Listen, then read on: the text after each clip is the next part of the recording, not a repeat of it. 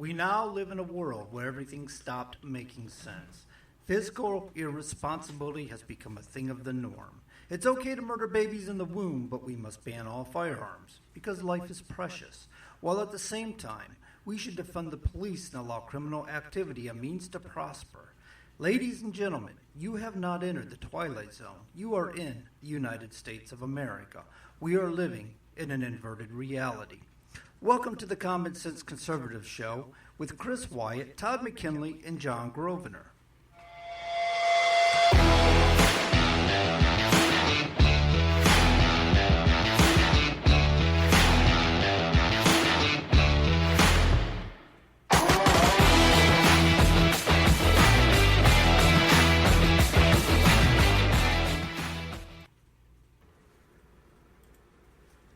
Hey folks, welcome back to Common Sense Conservatives. This is Chris Wyatt coming to you live from Central Pennsylvania here on Facebook with my co-host Todd McKinley there in Tennessee, the volunteer state, with good reason they're called that. There we go.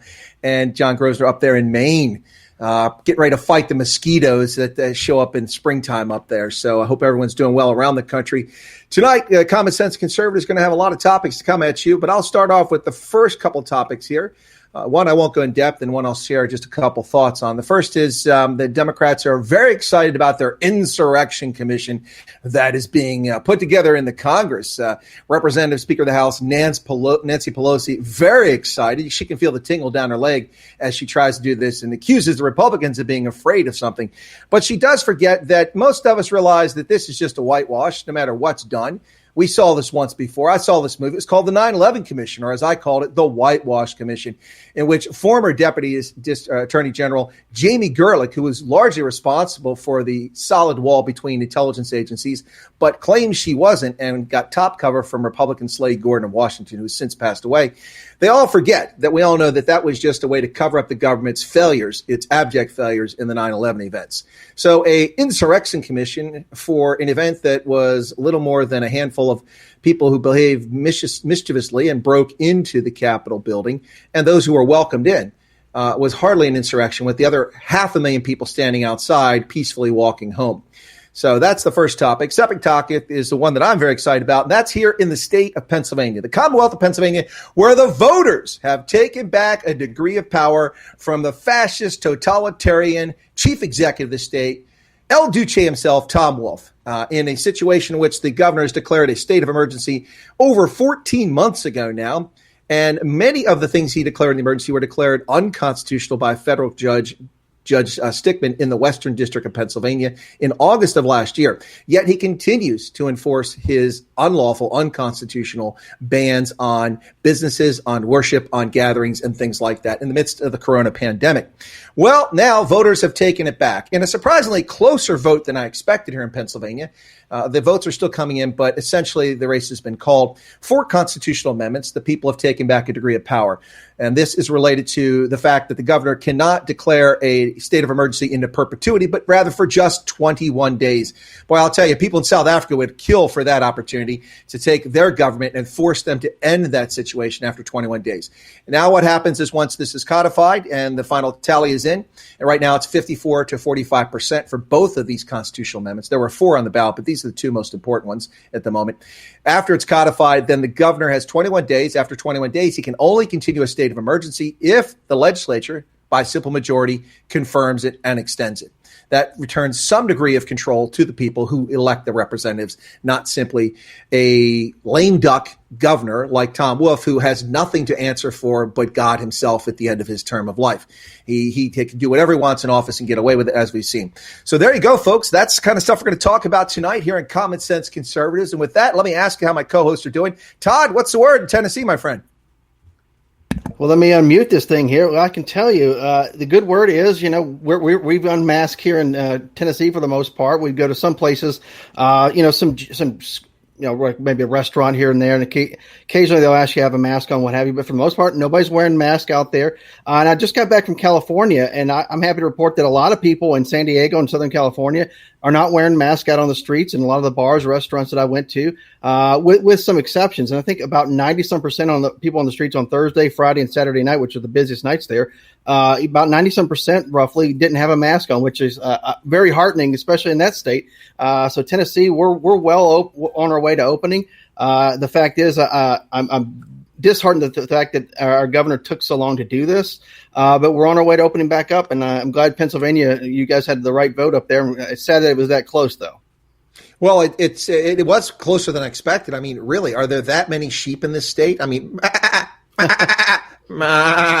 yeah, I mean, seriously, a 54 to 45%. Now, the vote looked very distressing early on because they're still mail-in ballots, and the mail-in ballots were 3/4 for registered Democrats, 1/4 for registered Republicans. So when the ballot results first came in, of course, from Philadelphia County on the eastern side of the state, it was 72 to 28%, and people are like, oh, no, it's going to fail. And then, of course, the media ran out with this, well, this looks like the voters are going to shake this down, this Republican power play to steal power from the governor. It's to make the governor accountable to the voters. And this is especially useful, whether it's a Republican or a Democrat, for a governor who has nothing to lose and has reached their term limits. And in this case, that's what's going on here. Now, was it the right decision? I don't know. But I have to say this, is that I am very happy to see this governor, who acts as if he's King Franklin Delano Roosevelt himself, doing whatever the hell he wants, sticking COVID positive patients into nursing homes and getting granny and grandpa killed, just like in New York, doing whatever he wants, letting his health secretary remove her mother, the transgender health secretary, remove her mother from a nursing home and put her in a hotel quietly while telling everyone else it's safe for us to put these people in the homes. And then we saw the consequences. At one point, 60 or 70% of the fatalities in the state, 70% were people dying in nursing homes as a consequence of this stupidity. And this governor, no one in the press even calls him to account for those actions. At least in New York, we've heard about the crimes of Andrew Cuomo, but no one even talks about Tom Wolf, or for that matter, is it Murphy in New Jersey? I think that's his name. He's the same sort of thing. Yeah. Yeah. Of course, your governor hasn't written a book, though, about how great he's done, obviously, like they did in New York. Maybe that's his shortcut. In his spare time, he should have written a book. Right. Yeah. So for those who are outside of Pennsylvania, so basically they voted today or yesterday, on the 18th. It says on ballot question number 1, a yes vote means a majority of PA or Pennsylvania state lawmakers elected by the people can vote to end emergency declarations and restrictions on citizens. A no vote means a governor alone holds the power to continue emergency restrictions indefinitely, even if a legislative majority votes to end them. And of course, on ballot question number 2, a yes vote means emergency declarations limited to 21 days unless the General Assembly elected by the people approves longer. And of course, the no vote was a governor alone can extend declarations, including emergency provisions, business closures, and restrictions indefinitely. So that's what they voted on yesterday. And sadly, it was that close that you're pointing out there. Well, it is even more surprising from my perspective because in what this is kind of considered municipal elections, even though it's a primary, because they're actual municipal races, people decided not going to the fall. But there are some races go to the fall now for both parties. But of course, in any of these elections, we can have issues on the ballot, and we have these issues on there. What surprised me, though, is if you compare this to last November's election, we had over 7 million voters in Pennsylvania. What surprised me yesterday, there were nearly 2 million people, or about 2 million people voted. That was a much higher turnout than I expected, higher than you normally get. And I think the mail-in balloting, the simplicity of that has made it likely that more people are voting now. But I am a bit surprised that it was as close as this. I thought it would be 60-40 easy, but it wasn't. And that tells me that a lot of people were handing out their T-shirts and their promises of nothing to get their voters, or going around to churches and synagogues and mosques going, or going to unions and saying, you must come out and vote. And the uninformed, I think it's perfectly okay for one person to destroy lives, livelihoods, and wipe away generations of wealth generated by people who work hard and take care of their families. But that's the situation we had. And perhaps now that will be changed, that equation. Yeah, I agree 1,000%. Even in Tennessee, for example, we have a Republican governor. We've been electing Republicans for some time. I wouldn't even want a Republican governor or president or anybody for that matter to have such power over me or anything in society. I like the fact that our legislature has to actually go debate and negotiate, come up with a good solution. And of course, where people actually, the people like myself and people across this state can actually go talk to their legislators and have a say in how they vote generally. That's the way it should be. Well, I'm with you entirely, Todd, and I was clear about this. This is a power I wouldn't want any political governor to have, regardless of their party. I mean, look, it was well intentioned. I mean, this was set up to deal with a crisis and emergency. If there's a cyber attack or if there's a natural disaster, an insurrection, governors should have certain authority. Right. But this has been abused. I mean, there is no justification for this state to be locked down 14 months later. This is utterly insane. And for the Pennsylvanians to be blamed for the spread of the virus when most of the deaths were elderly people in nursing homes as a consequence of the idiotic, moronic, unscientific policies of the idiot who now works at the Department of Health and Human Services and the governor himself. And this is so blaming us for their actions in destroying businesses around the state and livelihoods, depression, child abuse, molestation, gender-based violence, domestic spousal abuse, all because people were stuck at home. Kids were not in school. We've lost an entire year of development. That year cannot be made up for 4-year-olds, for 5-year-olds, for 6-year-olds, for 7-year-olds. A 14 to 15-year-old, yeah, they can overcome that. But this is going to lead to developmental and societal adjustment issues for a generation of children because these morons are terrified of something that kills 0.2% of the people who are actually infected by it. They're still putting numbers up. 33 million. There aren't 33 million people running around with this virus. 32.6 million have recovered. Right. Get over it. No, absolutely. But it's the sad part is, I know everybody's talked about this on every podcast under the sun and every news story. We haven't heard about the flu at all in the past year or two, not at all. And how many people did the flu actually kill before this epidemic actually took place? We didn't hear about this the last couple of years now. Actually, epidemiology and infectious disease is one of my interest areas and something I've worked on for the past few decades, inspired back in the early days by C.J. Peters at USAMRIID and Centers for Disease Control and all sorts of things that the Hot Zone by Richard Preston back in the day about 30 years ago. It's been a subject area for me as an intelligence officer, something I focused on for a long time. And in fact, the information's there on influenza. Shockingly, the United States, which had projected to have 34 to 42 million cases of influenza this past season, had 1,700 reported cases of influenza. What a load of horse manure. Right. Go figure. Right. And another thing, whenever I worked at the White House, we did continuity of the government and the presidency. And some of the tabletop exercises that we would do was about, what if they do a biological weapon? What if they do this and release it? How would we combat it? And how would we get the public informed and all this stuff? And I think the way that the government has handled this COVID virus, which was, the survivability rates, off the charts, has undermined their credibility whenever the next thing actually happens, especially if something major actually happens. I truly believe that. Well, for me, the credibility's been undermined for some time. I wonder if we scared John off or he had to go to the restroom. But yeah, I'm not sure where our other host here is taking off to. Kind of reminiscent of our first show, but I think we can plug on here. There he is. There he is. Good to see you. Good to see you again. I thought John ran off. Snafu. I've been working. I'm still playing with it a little bit, so I'll be right back. I figured come back in and let you know that's what I'm doing. All right, no worries. No, but for me, the credibility has been lost by the federal government for a long time. Let's just put this in perspective. Right. We were told H1N1 was the black plague, the world was going to end, virtually untouched the United States shores. Then we were told Zika. The Zika virus. Yeah, the Zika. West Nile virus. Now, West Nile virus has actually been worse than most of these other viruses in the U.S., and it's quietly taken hold here, unfortunately. But then the U.S. government and the U.S. Army likes to take credit for ending Ebola in the Mono River region of West Africa, when honestly, the $1 billion we spent there was not particularly well spent.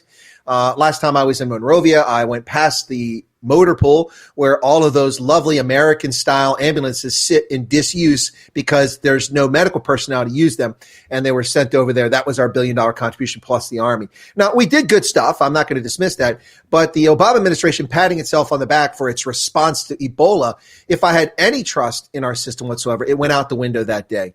It went out the window that day. And I've always been suspect because we have a bunch of Cassandras who scream the world is ending. And then when the world is ending, they're absent. And they give conflicting advice, conflicting information. And then the more we find out, the more obnoxious this is. You know that Dr. Fauci's wife works in the CDC. Right. You know that? And he works for NIH. Isn't that interesting? Yeah, very interesting. And of course, the information he gave early on was, no mask, don't do this and that. And then, of course, he came out and has told us, oh, well, I had to lie because we needed the mask for medical personnel and all this other stuff. Why don't you just come out and say that up front? Most Americans are going to say, not a problem. We will help actually get masks donated to our local hospitals or what have you to make sure that they have what they need. And we'll stay home out of the way, if you're being honest with us. Now, next time it happens, I can't trust with what you're saying is actually the truth. And now the next time something happens, it may actually kill a lot of people because it's maybe something that's actually worse. Well, in fact, the actions of Dr. Fauci, Dr. Fraud. The actions of Dr. Fraud and the government, they blame Trump for people being reticent to do this and do that. But that's utter nonsense. Trump is not the problem. The problem is these idiots themselves. Instead of being honest with people and being upfront, they treat people like mushrooms and stick them in a cave and feed them manure. And they lie to the public and mislead. And that's why people don't trust the government. I mean, for instance, let's be honest. Now, I've been honest about this all along. If there is a problem with the vaccines, we should be looking to lay some blame at the feet of Donald Trump. Now, let's be fair. Donald Trump lifted all the restrictions, the normal safety, but it was considered a crisis and an exigent circumstance. So if you're going to blame Trump, you have to take that into consideration. But they will eventually get around to blaming Trump, especially if these things happen. But I saw Tucker Carlson had something the other day saying that from 1996 or 95 until 2097 until 2015, something like that. It was a 15-year period, 2012. Right. That the number of people died from all vaccinations in America, from measles, mumps, rubella, chickenpox, all these different things, all these yellow fever, every vaccination was less than have already died attributed to these vaccines. So my point is that if they were honest with people, they keep running around and not telling. Most people don't know what modified ribonucleic acid is. They have no idea what it is. And so it's not surprising that people distrust the government when most of what Dr. Fraud told us turned out to be a lie. And then he chastised us for our behavior when we simply followed his moronic advice. Right. No, you're correct. And it's funny is how the media just kind of went along with it and, lambasted Republicans or conservatives who said, we shouldn't be wearing masks, shouldn't be doing all this, shouldn't be doing all these lockdowns. And now you have the CDC that's changing their guidance to basically say, yeah, well, the people that were saying this all along, no masks, no lockdowns were kind of right. So they're going to lift all this stuff. And now you have these idiots that are out there wearing masks just because they don't want to be seen as being a conservative or something like that. Just the idiocy of them is basically to let's see what we can still lay at the feet of these conservatives and these Republicans. How bad can we make them actually look? So that's kind of part of why they're continuing a lot of this stuff, I think. And they don't want to actually admit outright that they've been wrong the whole time. They want to try to save some sliver of credibility if they have any at all.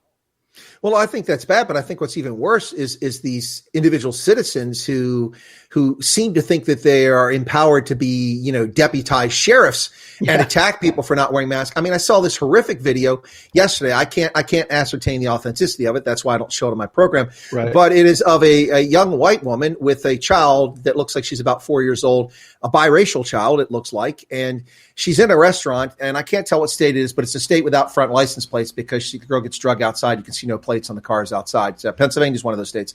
So I don't know where it was at, and I don't know when it took place. But the people who are sending around say that this was a result of the white girl not wearing a mask. This black woman starts punching her repeatedly in the face, grabbing her by the ponytail and punching her endless in the face. Must have broken her nose, blood all over the place, throwing her to the ground, kicking her in the stomach repeatedly. When her small child tries to come over and she's kicking her and nearly hitting the child. And there's men in this restaurant just standing around looking at it. And then people are taking videos of it. And then someone says, get the baby. And the trauma this child went through watching her mother beat like this. And then she drags her by the ponytail outside, continues to kick the girl on the ground. And rather than fight back, she just takes it. Then she stomps on her head on the concrete, all because she wasn't wearing a mask. And you know why this is? It's because of this permissive attitude by police departments allowing violence and assault to continue. Now, I don't need to bring race into this, but you want to guess at who was being assaulted and who was the assaulter. Just take a guess, and not to make it a racial issue, but it is a racial issue because people are allowing people, because of a false narrative in this country, to break the law on a daily basis, and this is what we see. What a horrific. I would be charging that woman with attempted murder right now. Kicking a woman's head on the pavement repeatedly with the full force of your body has no intent other than to murder her in front of her own child. It's sickening. Absolutely, yeah. And the people that are going to stand on the sides and just kind of stand there. And the sad part is a large part of society will do that. They will not want to get involved. They don't want to be involved. They're just going to sit on the sideline. And when it comes to politics, it's the same thing. It's like, well, I don't want to get involved. Or I don't want to have my business reprised against, so I don't want to say anything or do anything. And then the next thing you know, it's kind of like, always go back to the reference of, Nazi Germany. Everybody kind of stand on the sidelines. It's like, why didn't somebody say anything? Why didn't anybody get involved? And it's like, whenever they come for you, there's nobody else left, That's kind of the way it is in our society today. There's some people that will get involved, very few, I think, which is sad. No, but seriously, I mean, listen, Todd, John, why am I one of the few people in this country that keeps talking about the insurrection? Not January 6th, Chaz, the Capitol Hill Autonomous Zone. Those people are treasonous. They declared an independent country within the boundaries of the United States. And then they segregated along racial lines. Talk about irony. Now, does that make the sovereign citizen movement, does that make them treasoners? Well, yes, it does. But that's just an individual basis, though. The sovereign citizen. Right. That's not a country. Right. Right near the capital of a state, for crying out loud. And I saw today when we were talking about the quote insurrection in Capitol Hill, the Capitol Hill riots, which is really a handful of people that were actually doing wrong. To be honest with you, they charged 429 people, detained 53. This includes people that are associated with extremist groups. Now, mind you, there's only, out of all these people, there's only been 11 people that have been arrested that have been associated with an extremist group out of 429. And of course, as you talked about in a previous podcast, 15 were military veterans. They wanted to make sure we point that out, that are military veterans that are involved. Out of 429 people now, 15 were military veterans. And we've only had one guilty plea out of all of that. So obviously there's an agenda here. They want to ensure that, by not mentioning how many people were part of any sort of a extremist group, they want to make it seem as if the majority of the people that were involved were part of an extremist group. In fact, there were only 11 apparently that's actually been charged or arrested, detained in any way that have any association with the extremist group, which is a good portion of them are part of the quote unquote Proud Boys, which used to be called a white supremacist group, which is obviously not a white supremacist group since people of all races are involved with that group, if you will. Well, what you just said there, I just did the math. I remember that when this happened, they breathless. And I warned people of this last year that as soon as the Manchurian cadavers regime took power, that they would be moving to denigrate veterans and active duty military. Never mind what they're trying to underdo the good morale and the good order of the military that's serving, but undermine their reputation, because we have the highest reputation in society endlessly because it's earned. And you saw it here because breathlessly, lieutenant colonels, captains, people. There were 70 military veterans and active duty people who invaded the Capitol. You just told us it was 15 out of 400. That's 3.5%. That's a bit higher than the percentage of people actually serve in uniform. But when you figure the age of some of these people, you go back to when they served and they're 70 years old. Well, then back then we had a higher percentage than 1% that were serving. So you got to put it in context. Now, the whole thing is just a hoax. It's smoke and mirrors. Pay no attention to that man behind the curtain. The great and powerful Oz. It's all a distraction while they're burying us in debt and they're giving handouts and welfare, undermining the value of good work, destroying families, and then rewriting our language. It's just unbelievable. Wasn't there an article just came out about people not returning back to their normal jobs? Because the government's paying for them not to work. Oh, I've been warning about this for some time. I said the continued extension of these unemployment benefits is going to undermine. And we've seen it here. Representative Dawn Kiefer, who's represented from my district here in Pennsylvania, testified before the Pennsylvania legislature a few days back. And in that testimony, she said, we have a workforce crisis. We have people that won't go back to work. We have the Little Caesars Pizza locally closed. We have this other shop closed, this other restaurant closed. These service stations can't keep people there, so they're not even open for the normal hours because people are making more money sitting at home, doing nothing, collecting checks from the government in some cases. And even if that's not the case, the fact that they're getting enough money to survive on and they're comfortable and have no shame about not working speaks volumes about just how far this socialist agenda has gone in our society, undermining the value of hard work. No, you're absolutely correct. And, now they're all talking about another stimulus that's out there. They're talking about, all the child tax credits and all these things. And it's, I see signs on a lot of windows that I've been, seeing not only here in Northeast Tennessee, but, out in California and a few other places that I've been over the past couple of months that are actually asking for people to come and work. They're hiring. And you go by any fast food place right now, they have signs that says on the spot interviews giving at this location any time of day. And you drive up and down any street here in my local town, and you see those signs at nearly every fast food place. It's like, if you need a job, there you go. And then people will say, well, I don't want to do that type of work. I'm like, a job is job, money's money, especially some of them are advertising good pay and benefits and 401k and all this other stuff. I'm like, that's exactly what you want. I mean, especially as an entry-level job, for crying out loud, with benefits, you should be taking that up right away. We got Wendy's offering people $25 an hour to flip burgers. Wow. What skill does that take? And $200 signing bonuses. It's off the charts. Now, let me put this in comparison. While we have lots of local businesses that aren't open, not because they don't want to be open, but because they can't get staff, while that's going on, the local Chinese restaurant with Chinese immigrants are working their tails off. The husband and wife team are there every day. They're very busy people coming in because everything else is, hardly anything's open. And even had their son who's 12 years old in there. It's probably a labor law violation, but I won't say where it's at. But the son's in there helping out. And they're busting their tail. They're immigrants. They came here for a reason. They want to get ahead. They want to succeed. And they're working their butts off. While other people are sitting at home collecting taxes from people like those of us who actually work and earn a living and contribute to society, and they have no shame whatsoever about it. Listen, if you're physically disabled, if you're mentally disabled, if you're recovering from a surgery, if you're ill, you can't work, got it. But anybody that's able-bodied of working age ought to be in the workforce or in school. No, 100%. Nobody could disagree with that. And you have a lot of people that are on government benefits. We'll call it government benefits as a catch-all. And then they'll say, well, we don't want those people over there to have because those people are doing it because they're lazy. I need mine. I have to have mine. And it's like, if you look at the people side by side, it's like, really, there's no difference here. A lot of times it just has to do with people's color. They don't want that person of the other color to have something. But they're doing the same thing that they're doing, gaming the system. Speaking of that, we had a constitutional amendment. One of the 4 constitutional amendments was about preventing discrimination based on race or ethnicity. This apparently is not in our Constitution and is not a law in Pennsylvania, so they put it on there. That one got about 72%. The people voted to approve it. And it was a bit puzzling to me why it was on there, that it's something we even have to mention because we have federal law that prevents that sort of thing. So why do we need state law? But I think the distinction was they included ethnicity.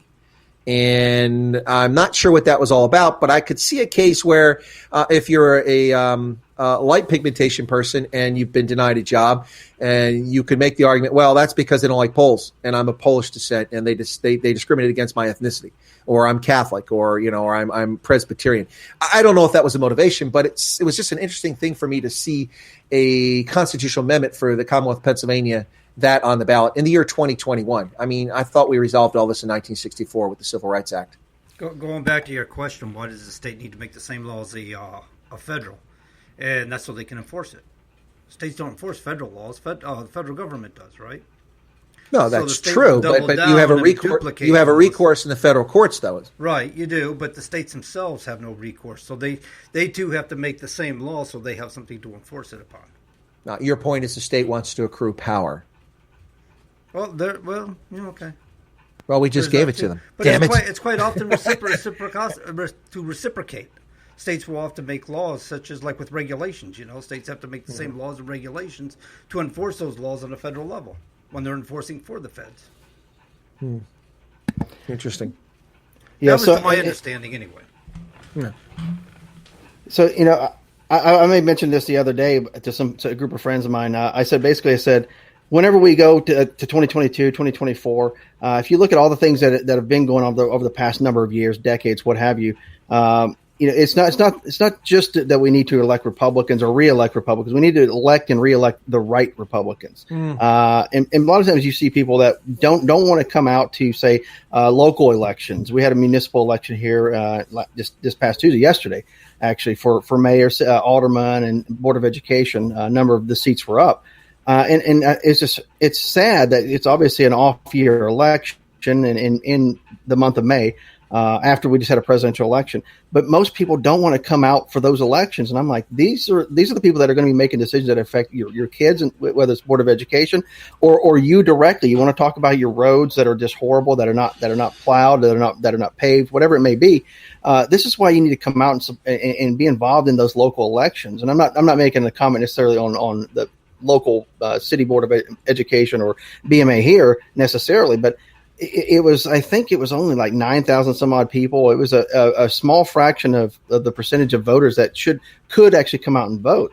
And I'm like, this is why you need to be involved. Every election, you need to show up. You need to go out and get people on these ballots and get them elected. You need to come out to the not just the general election, but your primaries as well.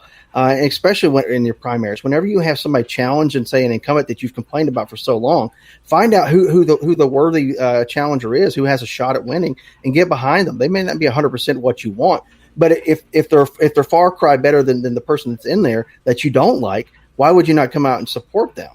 So that's why people need to really truly pay attention to politics and get involved.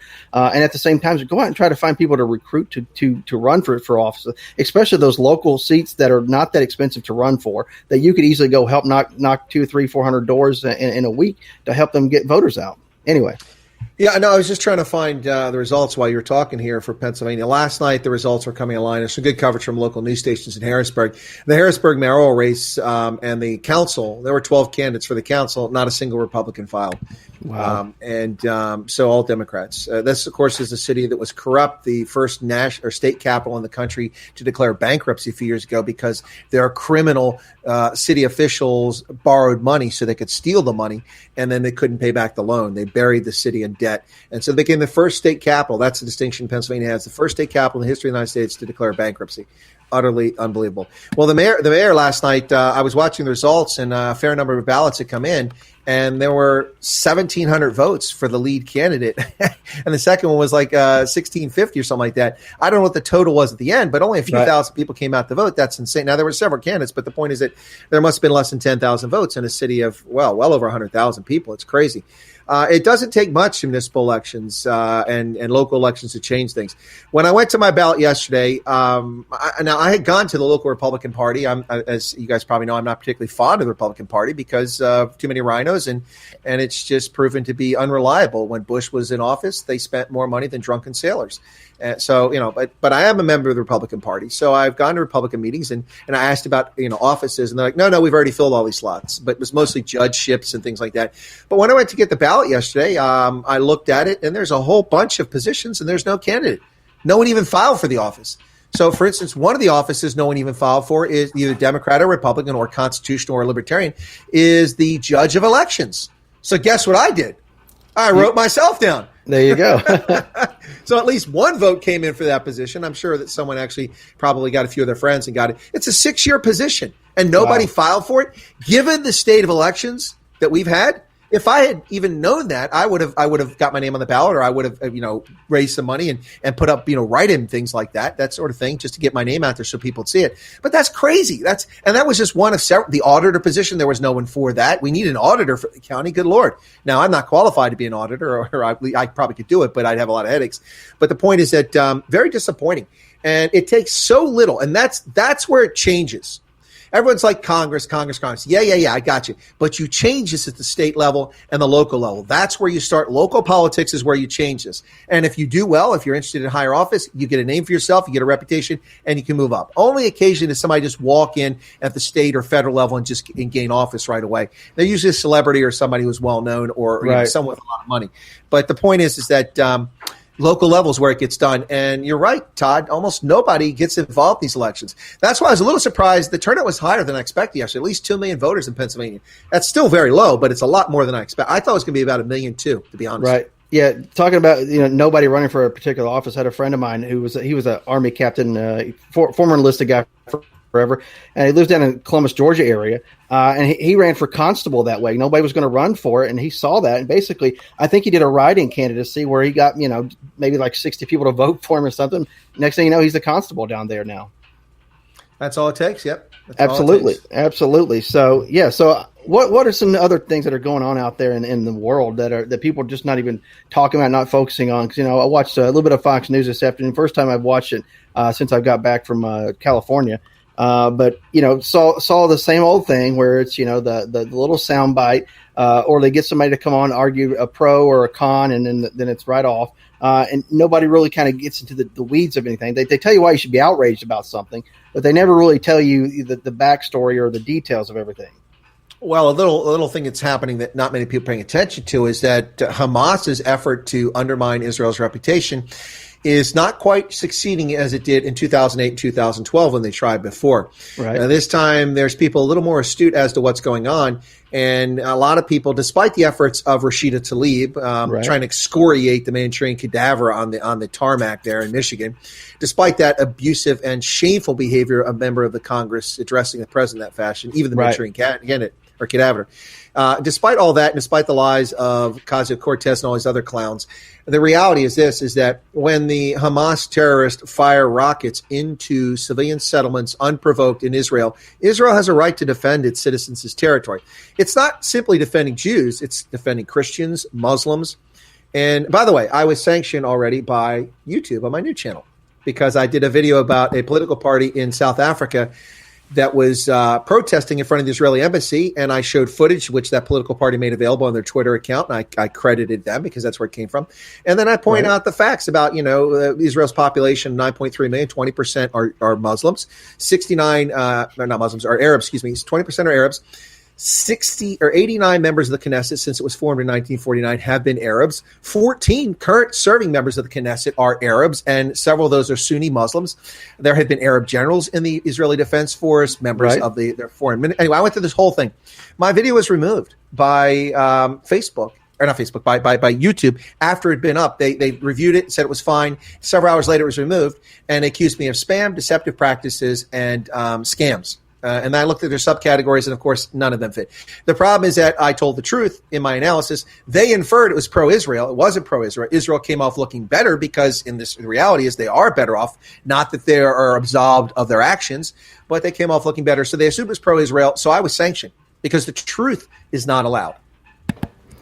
No, you're absolutely correct. And I was whenever I do occasionally I have a Todd McKinley commentary where I just throw out my thoughts on certain issues or whatever, and sometimes I'll do interviews with people running for office, candidates. I was going to originally do this as a its own standalone podcast, but I never got around to launching it because I ended up working for the Trump campaign. So just basically do interviews with candidates here and there, and of course comment on the news that's going on of the day, whatever it may be. And occasionally, I'll promote the page in certain parts of the states, parts of the area where I live at, and so. Sometimes they'll deny, they'll deny the ad, and then sometimes they'll allow it to run for 3 or 4 days. And the next thing you know, they'll turn it off, saying, "Oh, your ad has been, refused or whatever it is, has been terminated because it violates these things, whatever." And I look at it, I'm like looking at the rules. I'm like, I followed the rules. You guys approved it. You allowed it to run for several days. You took my money for that, and now all of a sudden you want to cancel it all of a sudden. They don't even want to follow their own rules, obviously. No, it's not about following the rules. It's that they came under pressure from trolls, and they get false reporting of things, and they just take you down because of that. And that's part of the problem that's going on here. So I had a long conversation with a guy at work for a cable company today because I was having trouble with my cable service. Couldn't watch my Vegas Golden Knights game last night, and he actually fixed it. So thank you for that. But I had a long conversation, and it was interesting to hear the take of someone in the cable industry about Section 230 of the 1996 Telecommunications Act. The gentleman was very well informed about it. Interesting to see. But we need some antitrust action in this country desperately. It needs to happen now. What do you think, John? Antitrust? Antitrust action, huh? Antitrust in politics? No, yeah, absolutely. And you talked about that a minute ago. Whenever you talk about somebody going into, like, say, a state office or a federal office, especially, unless they're a celebrity, somebody that's well known, or they have a lot of money, that's really the only real way to try to get into some of those offices, unless you build up a reputation over a period of time. Even then, it's really hard to do, especially if you don't have the rich friends on your side. And of course, if you've been in the local offices, say a county level, city, what have you, you've obviously done some horse trading along the way that's gotten a lot of people, probably mad at you, against you, or that will at least oppose you. So you've had to, in some way or another, got the people with money on your side, and so you've done a lot of horse trading over the years. So you're probably even not the best person to go into those state and federal offices as well. But anyway, that's how you kind of weed those people out in the primaries. And I thought about that just as I was kind of scrolling through here, looking for a story that I saw earlier. But anyway, you said something earlier, Chris. You talked about the new House creating a January 6th commission. What have you been reading on that one? I've seen a few stories about it, but I've not read up on it too in depth, honestly. Well, and I know they had a vote today about that. Yeah, this has been talked about since the events of the 6th of January, when these cowardly members of the House of Representatives who had 150 armed Capitol Police inside the building protecting them, they never in any danger. By the way, I saw a video today of the Mr. Buffalo, whatever he is, the dude who's been in 23-hour solitary confinement, like he's some freaking net terrorist, locked up since then. A video of him. And they're talking to the cops. Someone published it online because they dug the footage up, where the cops are like, okay, listen, you guys can come in the building, but it has to be peaceful. You have to behave yourself. This is what you have to do. And so the guy, look, they're letting us in. We get to exercise our voice, our democratic rights. And then the guy with the buffalo horn's like, hey, let's behave ourselves. Nobody cause any problem. Let's be respectful. The police are letting us in. Well, where was that at? This guy's locked up like he's freaking Charlie Manson, Yeah, or he's the Night Stalker. Yeah, just because he looks a little goony. But he does look a little goony. There's another video, and this has been out there for a while. Him walking into the Senate chamber, and the police officer saying, "Hey guys, this is the holy of holies, if you will. Treat it with some respect." He said, "Yeah, no problem, man. Good to see you guys. Appreciate you." I saw that. And he's not doing anything out of control. Just because obviously he's somebody who fits a narrative. We can paint this guy to be the worst person ever. So let's go arrest this guy and then throw him in solitary confinement. He's obviously leading some resistance. I'm like, and then his mom's like, "Oh, can you guys do something, get him out of jail because his dietary needs are not being met?" This kid's been coddled his whole life. He's obviously has some screw loose, but he's not leading some resistance or some sort of main charge to go take people's heads off. Pretty peaceful guy from what I've gathered. And I've seen videos of him at other protests where he's just talking very nice to people and very respectful. And I don't know him personally, obviously, but I can't say that he's always been that way. But videos I've seen of him at other places, other protests, fairly calm individual. Very benign from what I've seen. Right. So, no, but the problem is that they embarrass. The whole thing was just a setup. It was. No, that's make them look bad, and then they're going to hold them in prison for something they really didn't commit a crime. Technically, they didn't commit a crime because they were invited in, but they're going to hold them like political prisoners as if they did commit a crime. Right. He did not break into the building. He walked in on invitation. The people that broke in, we're not seeing them. They're not talking about those people. There's evidence of that with their crowbars banging into the side windows and sliding in. Now, Babbitt was one of those people. Is that her name? Ashley Babbitt or whatever? I think it was. What's her name? I think that's right. Yeah. She was one of those people. You saw her going in, breaking into the building, entering illegally. So those people are criminals. But this guy was invited into the building, but it was a setup. The whole thing was set up. And I said this from the beginning. Okay, as a former counterintelligence agent and as a military professional, when I went to that event, and as a journalist, I put all those skills together as a journalist, I went to that event. Now, I didn't know that Trump was going to speak. That wasn't until like the day before that was announced. Right. And in typical Trump fashion, he showed up when he wanted to show up, and he didn't start till late. So I went there to cover the events in front of the Capitol building because there were 5 permits issued by the Capitol Police for protest on the east and west side of the building. And so I, of course, went on the west side where the mall runs all the way out there and all the people walk. So I went early enough to catch Trump, but Trump took forever to get started. And, he just kept, and going on and on and on. And I couldn't hear very well because the way the microphones and speakers were set up, and I moved all around. But I moved through the crowd. But the first thing I noticed that came into D.C. that day is that the D.C. Metro Police, all they were doing was blocking off the entrances to get into the mall, which is fine. They're trying to keep vehicle traffic out. That's good. A lot of people walking around. What about killed by no pedestrians killed? That's fine for safety reasons. So they're doing a job. No complaints about that. I parked my vehicle a couple miles away in the south part of D.C., and then I walked over Fort McNair. Then I walked over to the events, and the first thing I noticed as soon as I got on the mall, my data died. I couldn't send any data. I couldn't stream anymore. I couldn't do anything. But that's not a conspiracy. Whenever there's a million people show up in DC, right? They have to keep the networks open for emergency notifications. So they non-essential customers, they cut your data off or reduce it, and that's fine. I'm not surprised, so I'm not complaining about that. But I had two networks, both of them were shut down, so I couldn't use either one. Anyway, so I cover the events. I make videos. Unfortunately, when I tried to connect the first time, I didn't realize it was still trying to connect the whole time, and it killed the battery on my phones. Fortunately, I had a battery pack, so I recharged. But anyway, so I covered the thing, and I walked around, no cops. I saw one D.C. police car that drove towards the African American History Museum, and right in front of the Washington Monument, and it turned and left, and that was it. I saw security and law enforcement and Secret Service on the grounds of the White House, the ellipse and around there, protecting the White House. Of the 100 National Guardsmen that Muriel Bowser called out, I saw two. They were sitting in a GSA, Government Service Administration, or General Service Administration vehicle, in their vehicle, staying warm, just outside Pennsylvania Avenue, where it intersects right there with 18th Street, whatever it is. That's it. I walked all around that area. I walked on Constitution. I walked up along the White House. I went down in front of USAID, which is the next block over, then all over the mall, and I never saw any other D.C. cops. I saw two security people, which looked to be military or Secret Service, something like that, on top of the African American History Museum with binoculars, and one of them might have been a sniper, but I couldn't tell if he had a rifle. And then on the federal building across from that, there were two more. That's it. And I didn't just look up at once. I looked repeatedly for security because, there's a lot of people here. If something happens and Antifa shows up, this could go south in a hurry. Absolutely. So I wanted to report on all that. I also looked for Confederate flags, but it's not really a Confederate flag. It's the battle flag of the Army of Northern Virginia, which has been misappropriated.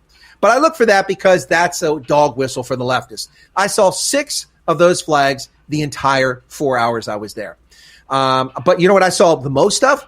The rainbow flag from homosexual community. Gays were out in force for Trump that day and for justice and liberty. It was amazing. Right. And so no DC cops to be seen. When I went to the Capitol building, I got there before the session was supposed to start. A few minutes, just as it was ready to start. There were already 6,000 to 10,000 people gathering at the steps.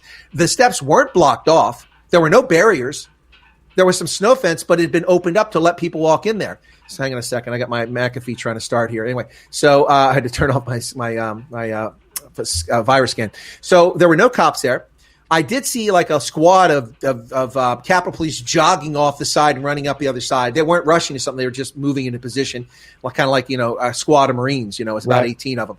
Right. And then when I got to the steps, I looked and I'm like, I can walk right up there. There's no barriers. I'm surprised. I thought they'd keep us back at the reflecting pool. But no, you could walk all the way up to the steps where the television stand was to put the cameras on for Inauguration Day. That wasn't secured. People are climbing up it. And they're looking down on top of the cops below them from the Capitol Police. There were no more than 60 Capitol Police officers in front of a crowd of already 10,000. And then as the crowd got larger, 30, 40, 50, 100,000, then they brought out some more cops. I never saw more than, my estimate, 100 Capitol Police and only a handful of them in riot gear the whole time. Now, there were agitators in the crowd that were trying to provoke the crowd and start stuff, and most of us were making fun of them and telling them to stop it because we respect the law. Don't attack the police. They're not responsible for this. Right. You're here for peaceful protest. And anyway, the point is that it was, as John said, a setup.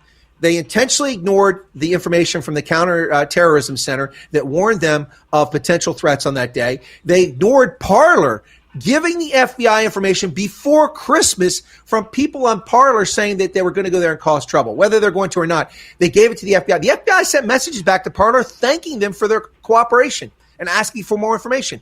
Nothing was done. Muriel Bowser could have called up the entire D.C. National Guard of over 3,000 troops, 3,800, whatever it is. She called up 100. That's it. That's all she called up. The D.C. police were kept away from the mall, and the Capitol Police were under-resourced. They weren't present. 500,000 people showed up there. 500,000 people.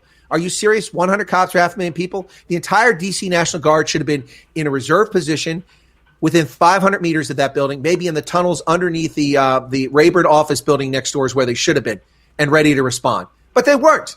It's Right. a setup. The whole thing is a setup so they could tarnish Trump and blame Trump. And it doesn't matter what Trump said. It doesn't matter what happened that day. The truth doesn't matter. I have hours of footage from my time at the steps there. And I got tear gassed and pepper sprayed, contrary to Kamala Harris. Well, if they'd been black people, they would have. No, there were black people there. And everybody was tear gassed. That was even doing nothing wrong because the wind was blowing the stuff in our faces. And anyway, so but it's all a setup, and this is a whitewashed nonsense and an attempt to denigrate patriots for this country. 500,000 people gathered peacefully to exercise their right to seek redress from their government, peaceful assembly with a permit granted by the District of Columbia and the Capitol Police, and that's what they did. And then they left. I left shortly after 1400. Nothing had happened. Apparently, within 10 minutes of me leaving, after I got around the corner and couldn't hear anything, that's when the nonsense started. Right, absolutely, yeah, and of course the commission passed the House today with 35 Republicans defecting to vote with Democrats. Wow. Of course, Wow. Leader McConnell, Turkey himself, he's looking to or Turtle. There we go, Turtle. He's looking to have Republicans in the Senate oppose this, but I don't know if he's gonna get enough support. It may very well perhaps pass the Senate if we're not careful here. And then, of course, obviously, this is going to be used to drag out not only through the next midterm, but obviously through the next presidential election, especially if President Trump runs again. It's going to be used, obviously, to go after him. And of course, as an extension, to go after every Republican at the same time. And we're talking about the most recent podcast that we had. We talked about where they ousted Liz Cheney and of course, replaced her with a very staunch Trump supporter in that position. So I'm not sure if President Trump's going to run again or not, and who knows. But it's for certain Democrats are setting this up so in the off chance that he does run again, or somebody that his heir apparent, if you will, of the whole movement. I think they're looking to set this up so that they can go after that individual. And at the same time, New York's going after the Trump organization and doing criminal probes up there as well. So I think some of that maybe is maybe needed. I don't know. But I think a lot of it has to do with politics and to basically destroy the Trump brand altogether. Well, and you can see it after the attacks on Matt Gaetz, right. Now supposed criminal probe of the Trump organization, the endless attacks on DeSantis that he just destroys every time they open their mouth. Yeah, he knocks them out of the park. He knocks them out of the park. But they'll keep digging. The truth doesn't matter. Right. This is their Russia collusion fairy tale narrative for the next 4 years. And it's a gift that was given to them because some people acted the fool. But here's the bottom line. Let me tell you this. Even if no one had broken into the Capitol building, we still would have seen the shrieking from Alexandria Ocasio-Cortez. There were so many people out there. I was frightened for my life. You should have seen all these white racists that descended on us. This is why we have to change. That's would have been the narrative, even if no one broke into the Capitol building and no one ever walked in the building. They already lied about it. Oh, they destroyed property. Excuse me. Do you see torn down painting? What statues were toppled? What historic artifacts were destroyed? None. Right. Unlike the summer of 2020. Yeah, I saw people walking through the rotunda, and if you've been to the Capitol in the rotunda, they have the rope and stanchion right in the middle to keep so that way people can walk back and forth. And people were kind of obeying that, so that way people could walk back and forth. You had people looking at the artwork, taking pictures, posing in front of tourists. Basically posing in front of statues. And I've told this story many times. I know an older couple who were there.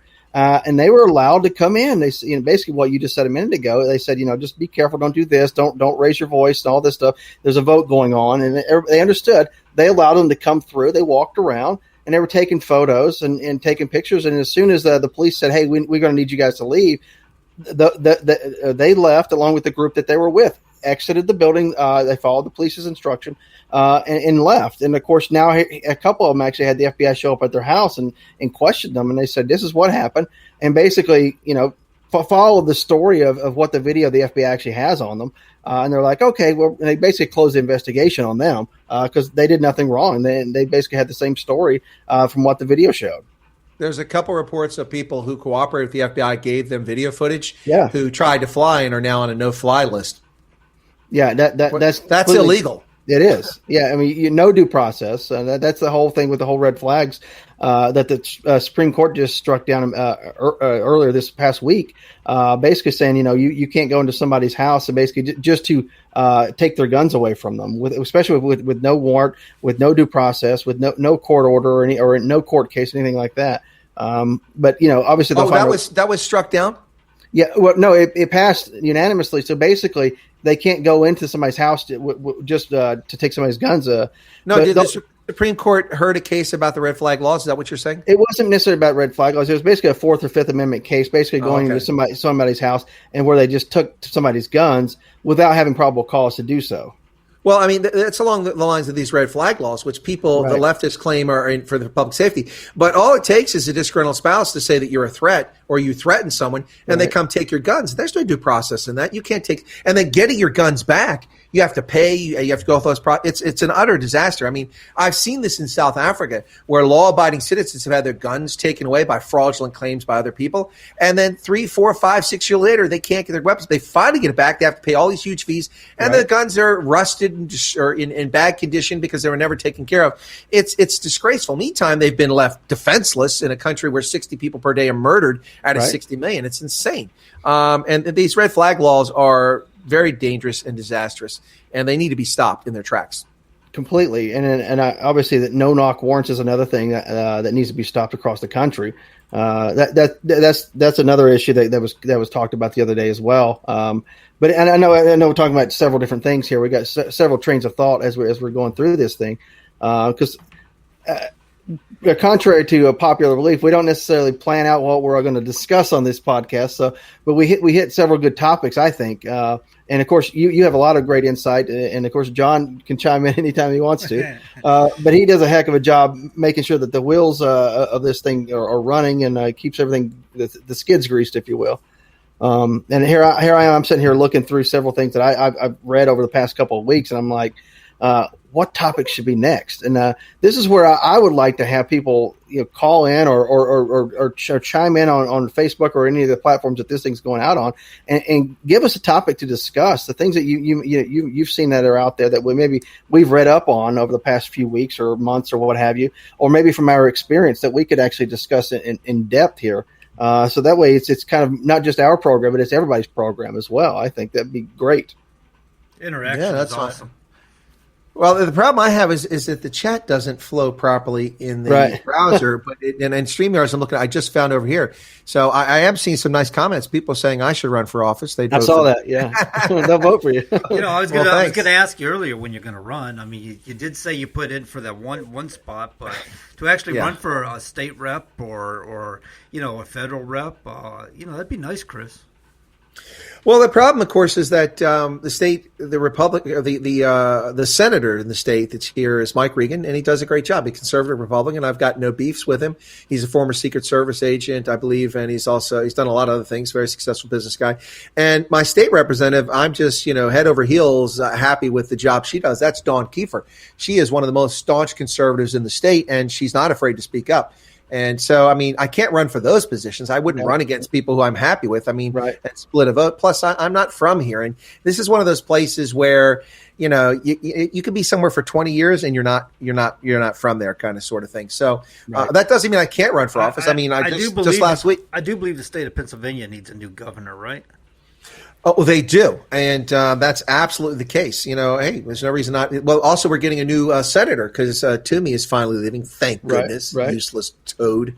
But so we got a new senator coming up in 2022 and a new governor because Wolf's time is over. So.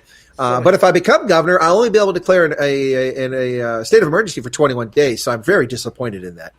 yeah, because you definitely want to be an oligarch or heavy-handed. Yeah, that's who you are. Yeah, and I saw where Sean Parnell is running, former Army veteran, Army Ranger, is running for U.S. Senate there for that position. What sort of talk and chatter is going on there in PA? Because I see a lot of his stuff. Because I've done several events with him whenever I was out doing events with Vice President Pence and doing some events for the Trump campaign. I've done some events where he would be at, or some events where we're actually centered around him as well in his congressional races. But what are some things you're hearing maybe there as far as his candidacy for Senate, or you're hearing a lot of other people talking about supporting other people? No, I mean, as switched on as I am, generally speaking, about politics, Pennsylvania, you got to go out of your way to define what's going on. I mean, I didn't even know he was running for office until a short while ago. Right. I don't know when he filed, or when he announced, but I mean, it's like the election issues.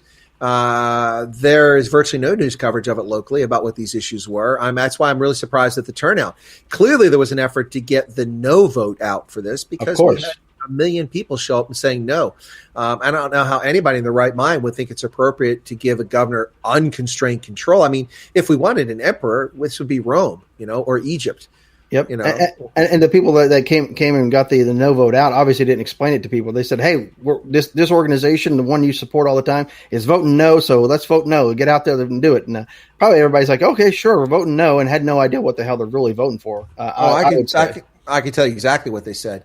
These Republicans who don't care about your health and want to get you killed and refuse to wear masks. Those racists. They're trying to change the law and take the power away from the person you elected as governor and disenfranchise you. So you got to get out and vote against this. Otherwise, they'll weaken the governor, and then these Republicans in the legislature be able to let all these yahoos run around and get you all killed from COVID. That's exactly what they said. Right. Yeah, that's probably right. Yeah. Spin. Kind of like the Patriot Act is anything but it's what its name suggests. Anti-Patriot Act is what it should be called. Right? Now, in the interest of full disclosure, I have a lot of issues with the Patriot Act, but I will say this from having worked in national intelligence, a lot of things in the Patriot Act have kept a lot of people alive. So it has many issues, and it's been abused.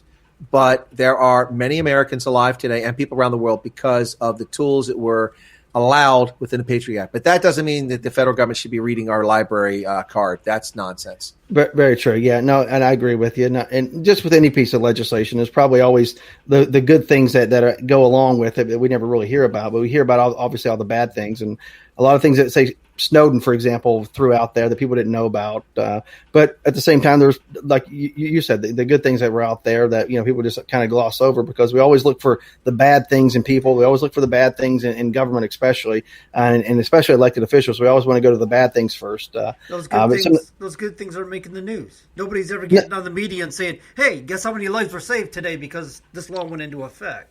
Right. Well, but let me tell you why. I mean, you know why, but let me tell you why. So on my old channel, which was suspended by YouTube, I would go out of my way to find human interest stories or good news stories or good economic results or, good health improvement stories in Africa. Right. And I make videos. I devote the time, I research it, I put it together.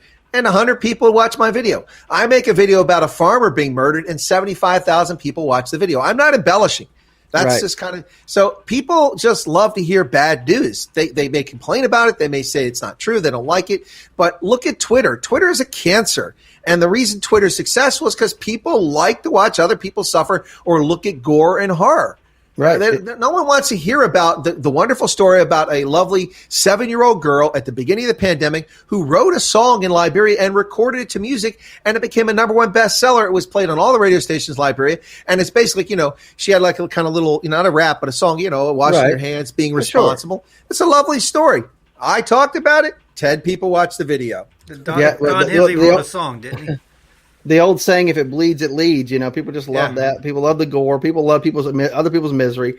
Kind of makes them feel better in their own lives. And, of course, at the same time, they love to be in that anonymous, Billy B.A., if you will, which stands for badass. Billy Badass on the keyboard, so they can do that anonymously and bully people around. But at the same time, if they were right in your own living room or saw you out in public, they would shy away or run the other way. Yeah, no, it is a strange world. I mean, that doesn't mean we should stop. I still try to find good news stories. Absolutely. I mean, I make a conscious effort to find at least 1 or 2 good news stories. But I'll tell you, for South Africa and America, that's a Herculean effort. I mean, let's see. What can I talk about? It's good news. Oh, yeah, we have gas lines unnecessarily. Let's see. We have an invasion of our southern border by COVID-infected people coming across. We are handing out money to people so they won't work. We have 500,000 jobs less than were projected to be created in the most recent quarter. We have the government lying about inflation. When I go to the store, everything costs 30 to 45% more than it did 12 months ago, and the government's saying that we have 2% inflation. They are so full of crap, their eyes are brown. So, I mean, what's the good news we can talk about here? We can't watch the NBA because they're anti-patriotic and in the pocket of the Chinese Communist Party. We can't watch the NFL because they're disrespectful slime balls. We can't watch Major League Baseball because they virtue signal and lie about things. Well, Georgia's law is Jim Crow. No, it's actually a law I don't agree with because it makes voting even easier for people to be lazy about voting and extends the drop-off boxes. The only thing it did that tightened the things was force people to have identification. But it's racist to have identification because black people have no agency. They're not smart enough to get identification cards in the 21st century. But somehow they wind up with identification to pick up their medication at CVS, Walgreens, Walmart. They have medication when they go to the package store to buy liquor. They have not medication, identification. They have identification when they buy cigarettes. They have identification when they cash a check at the bank. But they don't have identification to vote because they have no agency because of systemic racism. Oh my God, please grow up, you bunch of sheep. Right, absolutely. And you talk about the southern border. 2 days ago, Kamala Harris did this whole thing where she tweeted this out. She goes, "Today, I met with members of the Congressional Hispanic Caucus to get their input on our diplomatic efforts in the Northern Triangle and to discuss how we can work together to address the root causes of migration from the region." I'm like, close the border, go back to Donald Trump's policies. Bingo, bango, problem solved. But let me just talk about how bigoted and racist that whole statement is for her. I think it's Kamala, by the way. Kamala, yeah. No, but depends on who you ask. She met with the Hispanic caucus. Why? What insights do Hispanics have over anyone else in the Congress? Right. It's like when General Rodriguez, who's from New Jersey, was a commander of U.S. Africa Command, he had a meeting with Spanish officials. After the meeting, the Spaniards were confused. They asked all of the staffers, doesn't he speak Spanish? His name is Rodriguez. Well, he's from New Jersey, so he doesn't speak a word. He doesn't speak a word of Spanish. He's like a third generation person, and so because his name is Rodriguez, that gives him special insight into Hispanic or to the border. No, right? That's idiotic. That's like the Congressional Black. Let's ask Congressional Black Caucus about issues related to income disparity in America. What special knowledge they have? Should we ask Alexandria Ocasio-Cortez about the border? She's from New York. She doesn't know about the border. She doesn't know about her credit card bill, let alone the border. Well, she didn't know about a garbage disposal that she had in her apartment that she pays $4,000 or $5,000 a month for rent, in DC. But but she's also the person that, of course, famous, and I've said this many times, said, of course, the unemployment rate is low under Donald Trump. People have to work 2 jobs just to make it. Let's see. It's not the number of jobs in the workplace. It's the number of people in the labor pool that affect the unemployment rate. You dingus. No, but I mean that's just racist and bigoted. I spoke to the Hispanic Congressional. Who cares what the Hispanic Congressional Caucus? You're talking about Hispanics from Washington State, from Idaho, from Chicago. What do they know about the border? Maybe they do. Maybe they don't because of their special personal experience or individual experience. But just because their name is Rodriguez or Torres does not mean they know jack about the border. That's ridiculous. Right. Well, it's a friend. It goes back to my time in the Army. I was stationed at Fort Hood. And a friend of mine, we were in San Antonio. He was trying to talk to a girl who barely spoke English. She spoke Spanish. And a buddy was with us. He goes, "Hey, Sanchez, come over here. Can you translate for us?" He's like, "I don't speak Spanish, dude." He's like, "I have no clue. I can't help you." I said I can speak English to her. That's about it. He's like, "But your name's Sanchez." He's like, "Yeah, that's my last name. Doesn't mean I speak Spanish, buddy." Well, it's the same thing. And you can relate to this, Todd, in the military. Almost every time that the Equal Opportunity NCO is picked, it's either a black male or a female. And wait a second. So only black folks in the Army are responsible for equal opportunity? We're all responsible. Why isn't there a white dude there or a white, what's wrong with that? Or a Hispanic or an Asian? It should be anybody who's willing to do the job and is committed to it and is capable of it. This is just, it wasn't just black people marching for civil rights. There were a lot of Jews, a lot of white Jews, and a lot of white folks marching for civil rights. In fact, absolutely. The lynchings in the South, but not restricted to the South, during the civil rights movement weren't restricted. They weren't restricted to only blacks who were hung, although they were the main target. Sure. There were many Jewish Americans who were strung up and hung and lynched, as well as white Americans when this happened. There's a World War II veteran who's from Binghamton, New York, who was lynched in the South. He's Anglo-Saxon because he marched for civil rights. And I'm so sick of this nonsense where people divide everything based on color and everything based on their expectations. That's just because self-segregationism. Yeah, well, just because you look a certain way doesn't mean you're that. General Rodriguez, what is wrong with him? Why didn't he answer us in Spanish? Because he has no idea what the hell you're saying. No, I have no clue.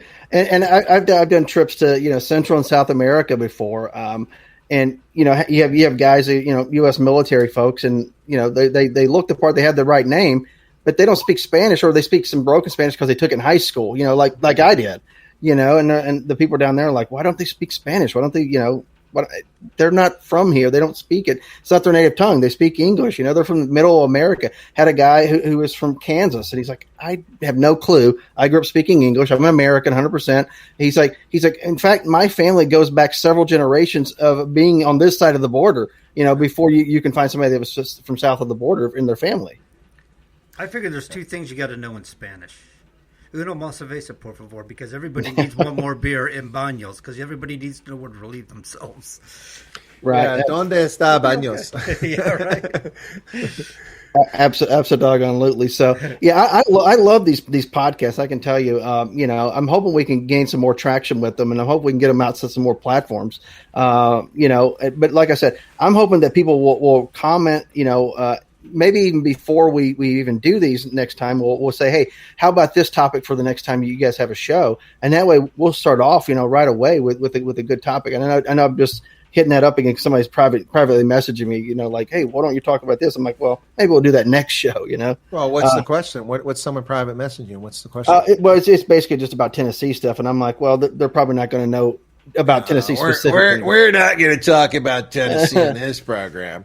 Yeah, I'll wear the gear though, by the way. So it's lovely. It's lovely gear too, by the way. Absolutely. But I don't want to just hijack and talk about one specific state or one specific area. But I do like the idea of us coming up with some good topics and having the audience participation. That's something I really want to have happen, and that way they can migrate to this type of podcast and maybe that'll motivate them to get involved in the future and wherever they live in the country or around the world, to get involved in politics and know that they can actually have even if it's a small effect on local politics or a small say in what goes on in their government. It's better than nothing. And at the same time, maybe they'll spark something in their family and friends to get them motivated, to get them out and actually get involved as well.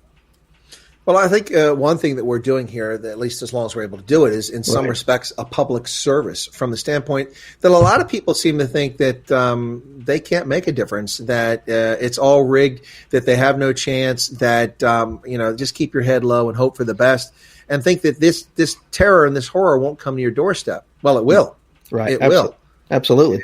Whether it's burn, loot, and murder, Antifa, other thugs, or government jackbooted thugs coming, as G. Gordon Liddy said, jackbooted thugs from the ATF come to your door, right? Whatever the case is. I mean, these are real threats. I mean, our republic is under threat. People still don't see this. But they don't see the erosion of freedoms. Under threat, and there's nothing new that's going on here. People have been through a lot of this stuff before. We've had concentration camps for the Japanese in World War II, which would be considered a violation of rights except for the suspension clause. It seems like, what happened with black people, Jim Crow laws, I mean, our Constitution's always been under threat. But we as Americans, it's how we deal with it. It's how we stand up for what is right that counts. That's how it's worked in the past, and that's how it needs to work today, and that's how it needs to work with our children in the future. And people think, you said Jim Crow there, people think that Jim Crow only happened in the South, but you had segregation laws all across the country. Our nation's, some of our largest cities, New York, for example, L.A., even out in the great Northwest out there in the bastion of liberal, utopia, they had segregation laws just the same as we had in the South. I mean, obviously, the South was probably a lot harsher for obviously, but you had them across the entire country. Well, you also have people that mistakenly believe that slavery was limited to the southern states. That's horse manure. There were slaves in the northern states, in Massachusetts, in New York, all the way up until the start of the Civil War. It's just, I mean, there were fewer and fewer, but slavery was a condition that's been around. Massachusetts, some northern states had gotten rid of it because of the way the industry and machinery developed in the Industrial Revolution. It basically, by default, it eliminated slavery. The end of the agrarian economy in New England is what drove that, and that's where we were headed. Eventually, slavery was going to become unprofitable. It was already on the verge of becoming unprofitable in the antebellum South. But that's not an excuse for it continuing. That's just making a point that the only reason it existed is because it was profitable. When it stops being profitable, then people will stop doing it, whether they like it or not. Some point in time, I think slavery was exasperated due to the fact that they were price fixing, because this is antitrust laws of the 1880s, and they used to be able to price fix, and they were running down the price of the most needed material for textiles was cotton. I mean, right, and And the one thing I posted this today, and I it's kind of a theme with me. I posted this many times, and I posted it just above a quote of mine that I've used. But I said basically, tyranny doesn't usually come by force. It comes by constantly giving in, giving away essential liberty, and eventually giving up. When all along it was time to stand up and push back. This isn't a call to violence. It's a call to wake up to reality so that we can avoid violence and preserve America as a beacon of hope and as a shining city on the hill, basically, as Reagan said. And if we continue to look the other way or say politics don't affect us or what can I do? I'm only one person. Well, you're going to find out that, that one person that's in government that you could have voted out will affect you by passing legislation that infringes on your essential liberty, basically. Well, and it's not just that. They put our safety at risk. I mean, look at New York City under Bill de Blowhard. Yeah. There's no bail for people accused of serious felonies. They just release back and they go out and commit the same crimes the same day. Right. They're not even held in detention. The public is put at risk. That's what your second A is for. That's what you are your primary defense. You're your first and foremost defense. That's why you have a Second Amendment right. I don't know, John. Have you been to New York City or New Jersey lately? Owning a firearm there is like, having the keys to Fort Knox. My understanding, many New Yorkers own firearms. Just don't be an outsider bringing them in. Yeah, no. Well, that's the thing. Don't go driving through Maryland if you have a firearm from another state. Don't drive into New Jersey with a licensed firearm from elsewhere. You'll be a felon and put in prison for your constitutional rights. It's happened before. It's crazy. Yeah, no. It's yeah. People just need to wake up. That's the bottom line, And nothing any of us saying is radical or crazy. It's actually very calm and measured what we're saying, but it will be looked upon by these nut jobs on the left as being radical. They have so polarized the political conversation in this country that rational speech is now considered to be revolutionary or dangerous. Right. Speaking about the Constitution and the Bill of Rights should be the most normal course of discourse amongst Americans. But talking about this, let me throw this up there, okay, just very quickly. So we have the Equal Protection Clause in the 14th Amendment, which came about after the end of the Civil War so that all Americans were treated fairly. It has been abused time and again by the Supreme Court and by leftists in government to extend all sorts of things. Equal Protection Clause have nothing to do with equal protection. Yet, Americans are not protected under the Equal Protection Clause. We have a 10%, a 15%, a 22%, a 28% tax bracket. We have affirmative action, which gives people access to university and to government jobs based on their skin pigmentation. How is that equal access? How is that equal protection? We don't have the Equal Protection Clause applied properly. It's abused. I mean, but you can't have that conversation because the moment you raise it, well, you're just a racist. Why am I a racist? Well, I'm talking about equal protection for everybody. It's your white privilege that allows you to speak this way, not the Constitution, mind you. It's just your white privilege, which is obviously BS, and it's another way to try to get people like you or rational individuals to shut down because you're making too much sense. Yeah. Well, Leland just warned me, said, "Easy, sir. You're close to hurting someone's feelings." Wow. All right. The violin's playing. Yeah. Right. Yeah. Cheese with that. No, but I mean, look, if anybody with a straight face would call the events of the 6th of January an insurrection, it's just a lunatic, or they're just a wholesale liar. I mean, look, we had criminals who broke into the building that was undefended and allowed to happen. And then we have people who walked in the building who were invited in, who've been treated as if they're prized. Now, that was stupid of them to walk in. I mean, if someone asked me to come to the Capitol, I've been like, I don't have a badge. Did you open up today? I mean, that's not the norm. I've been in the Capitol building before, and I have to have a badge and go through a security screening. And metal detectors, absolutely. Exactly. So, I mean, I'm not going to walk in there. But that's what happened that day, and 500,000 people gathered peacefully outside. They were vocal. Lots of flags were flying. The rainbow flag for the gay community, LGBTQ community. That's the thing that was most interesting to me is that a lot of gays were there. I mean, openly gay people supporting this situation, concerned about what happened. People enjoy their freedoms, no matter what color, no matter exactly sexuality, or they enjoy their freedoms, and that's what gay people fought for. They fought for their freedoms. Absolutely. Yeah, no, absolutely. And in fact, the gay community has fought very hard. I mean, not everyone in the gay community, but a lot of people have, going back to the riots in the 1950s and 60s in New York City and elsewhere in San Francisco and in London. And we've seen this for a long time. But, but no one ever talks about the log cabin Republicans. Those are gay Republicans, and they seem to have disappeared from the face of the earth. But they're out there, and they're a force. I know someone that is active. Not he's not gay, but active with the gay community. And he was telling me that Trump had 45 to 55% support amongst gays. Right. Which no one ever talked about that. Right. Well, they actually had the Gays for Trump, and that was a pretty big movement, honestly, very big movement. Because I was doing a Don Jr. event in let's say Clearwater, and they said, "Hey, can you stay another night and go to down to Tampa, and can you do an event there? It's going to be Tiffany Trump, and it's going to be a Gays for Trump event." And the guy I was working with, good thing they did have a stay over one more night because the organization didn't have anything ready to go. They're like, "Oh, it's going to be basically like a party. We're going to do this and this." I'm like, "No, this is a political event. It's a campaign event. You need light. You need sound. You need all these things." I said, "You need the backdrop and all this." And we got it together overnight. But I tell you, it was well attended event, and these people were overwhelmingly, supportive of Republican causes, and for the most part, they were liberty minded individuals who wanted to be basically left alone, not be talked down to by one side saying that they have to vote a certain way. And a lot of them had been people who'd voted Democrat for a number of years, and they just finally woke up and said, "Hey, I don't have to vote for this nonsense and be a perpetual victim. I'm not a victim. I can take things into my own hand," which is basically what Trump has basically said all along, and that was the message that they really liked. Is America first. Me as an individual, I can do whatever the hell I want to do as long as I'm not infringing on anybody else, and I'm not a victim. And that spoke to a lot of people.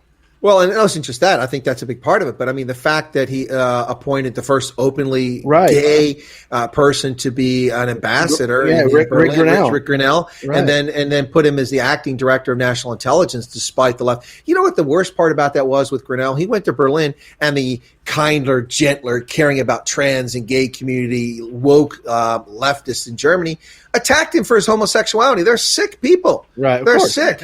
Yeah.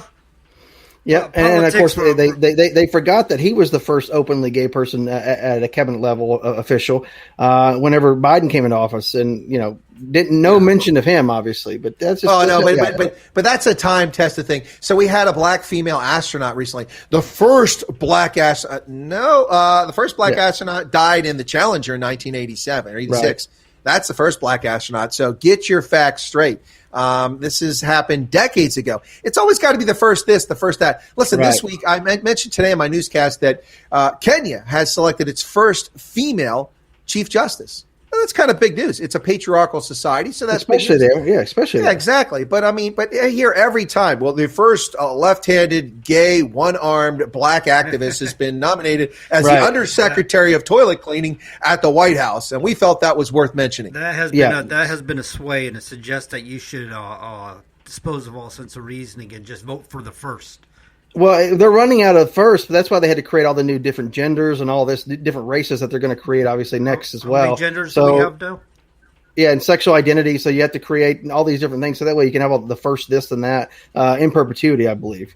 Well, but guys, look, you can identify as whatever you want. I'm going to let you know. I've identified as the following for a long time now, and now I'm identifying as the second thing. The first thing is I identify as a lampshade. Did you know that? I identify as a lampshade. It's because I shine light on the world. There you go. So I'm a lampshade. Now, I've also decided that today, courtesy of the Centers for Disease Control, I identify as vaccinated. I identify as fully vaccinated. Bingo. You got it. And a Civil War reenactor. I identify John Brown. I'm going to go to Harper's Ferry every year for the reenactment. There you go. I love it. I just going to say, I identify as a billionaire, and I think the government needs to help me out with that. It's their responsibility, right? Don't worry. They'll keep printing money and undermining the value. You'll eventually have $1 billion. It won't be worship, but I'll have it, right? There you go. Exactly. Bingo. All right. So I think we're at an hour and a half, roughly, thereabouts. Yeah, we're right there. I think we did a good show tonight. But, like I said, folks, if you have some topics you want us to discuss, we'll dig into it. We have a varied backgrounds here and a lot of work in government. You have a colonel who spent 30 some odd years in government teaching and working in intelligence and all sorts of things. And, you got a guy here worked 20 years in the military, worked in politics, and worked at the White House in various capacities and as a staffer, if you will, as associate staff, and 6.5 years in the military at the White House in my 20-year career. And John's got a varied background as well in business and also advocacy as well in the trucking industry. So we can talk about a number of topics here. Oh, yeah, and I wanted to tell you I'm from New Hampshire, not Maine. Not that I got anything against Maine. Yeah, New Hampshire's close enough. Close enough. Oh, no, that's a world of difference. New Hampshire is a very different state. Our rednecks are totally different in New Hampshire. Now is the New Hampshire's not the Granite State? That's it is. Yeah, Yeah, it is actually. It's a Granite State. Yeah. So, but New Hampshire is. I mean, actually, I considered moving to New Hampshire, but the prices along the coast were a bit high for me. So, the prices can be high around here. Yeah, and up in New Hampshire, you got General Don Bolduc, who's running again for the U.S. Senate seat there. That's coming up. He's running against Hassan. I like Don Bolduc. I really do. I wanted to get him a good man. Maybe we get him on. Maybe we'll get him on our program this next week or so. I think it'd be great to have him on there. I'll reach out to him, see what I can do. I got his phone number, so by all means, yeah, and I've got it as well. We can double tap that. I met him at the first Trump campaign in last election year in Manchester. He was on the streets, and I went there. I wanted to meet up with some of Trump's campaign managers. I had an idea I wanted to pitch. And I was on the streets kind of looking around and stuff and trying to feel things out and figure out where to get hold of these people. And I bumped into Don. And there you go. It was just awesome. Guy's got a great platform. He's got great ideas. He's got great leadership. You couldn't ask for better. You really couldn't. No, I agree 1,000%. So maybe we get him. Maybe we get him on next time. For the audience, these guys keep dropping names. Clearly, they're connected to politics. I'm just a little old citizen. I don't know any of these people. Sure, yeah, right. I don't know anybody. On the Independent Trucker Show, we had Senator Mastriano from Pennsylvania on. Yeah. Come to find out, Chris and Senator Mastriano know each other from the military. So I sent Chris a message. And the show turned into Chris and what's Mastriano's first name? I can't remember. Doug. Yeah. That's it. And so they're like reuniting on the show. It's kind of cool, man. And they're both smart as all heck. I mean, you just sit back and let them talk. They're unbelievable. Well, I mean, there is one sniff distance. I'm much more attractive than Doug Mastriano. We should make that clear. Right? Next time we talk to him, we'll let him know that. Yeah, but Doug made a big name for himself, made a big splash by holding those hearings after the election in Gettysburg. So he is reviled by the left, and he's always been reviled by the left. Some people that I worked with at the War College didn't like him because his personal views, and they held it against him. But we taught at the War College together, and he's a good egg. His heart's in the right place. But he certainly made a name for himself. And like I said, I don't know him. I'm just the average Joe here. I mean, it's so I did get one vote for judge of elections in the recent primary here in Pennsylvania. So you're doing better than I am. Of course, I got to put my name on the ballot, don't I? Sounds good. All right, brothers. I appreciate you guys very much. Awesome, good job, sir. It was good. You all have a good evening, and same time, same place next week, Wednesday night at 7:00, ladies and gentlemen. We look forward to seeing you again. Same bad time, same bad channel. Yeah, that's right. Good night, everybody. See you guys. Good night.